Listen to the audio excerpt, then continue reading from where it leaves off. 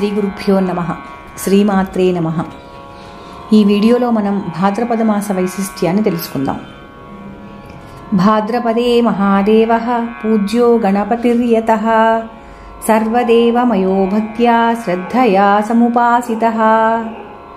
భాద్రపద మాసంలో మహాదేవుని, గణపతిని, సకల దేవతలను భక్తితో ఆరాధన చేస్తే శుభాలు కలుగుతాయి అని ఈ శ్లోకం తెలుపుతోంది.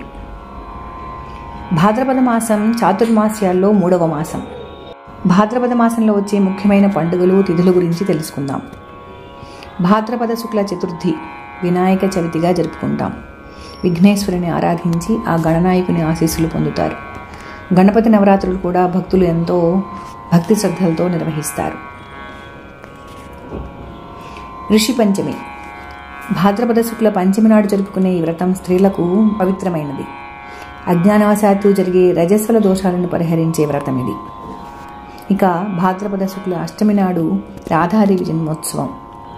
ఈ రోజున శ్రీకృష్ణునితో పాటు రాధాదేవిని పూజిస్తారు. భాద్రపద శుక్ల ద్వాదశి విష్ణు అవతారమైన పరశురాముని జయంతిని జరుపుకుంటాం. అలాగే భాద్రపద శుక్ల చతుర్దశి నాడు అనంత పద్మనాభ స్వామిని పూజిస్తారు. కుటుంబ సౌభాగ్యం, సుఖం, శాంతి కోసం ఈ వ్రతాన్ని విశేషంగా ఆచరిస్తారు. పాండవులు వనవాస సమయంలో ఈ అనంత పద్మనాభ స్వామి వ్రతాన్ని ఆచరించి తిరిగి సర్వసౌఖ్యాలను పొందారని చెబుతారు. తరువాత వచ్చే పితృపక్షం. భాద్రపద మాసంలోని కృష్ణపక్షాన్ని పితృపక్షం లేక మహాలయ పక్షం అంటారు. కృష్ణపక్షం ఆరంభం నుండి అమావాస్య వరకు పితృదేవతలకు తర్పణాలు, పిండ ప్రదానాలు చేసి వారి అనుగ్రహాన్ని, ఆశీర్వాదాన్ని పొందుతారు. ఇలా భాద్రపద మాసం పుణ్యమాసాలలో ఒకటి.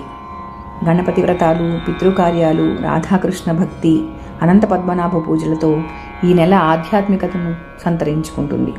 భక్తితో ఆచరిస్తే భౌతిక సౌఖ్యాలు మాత్రమే కాక ఆధ్యాత్మిక సాఫల్యం కూడా లభిస్తుంది. ధన్యవాదాలు.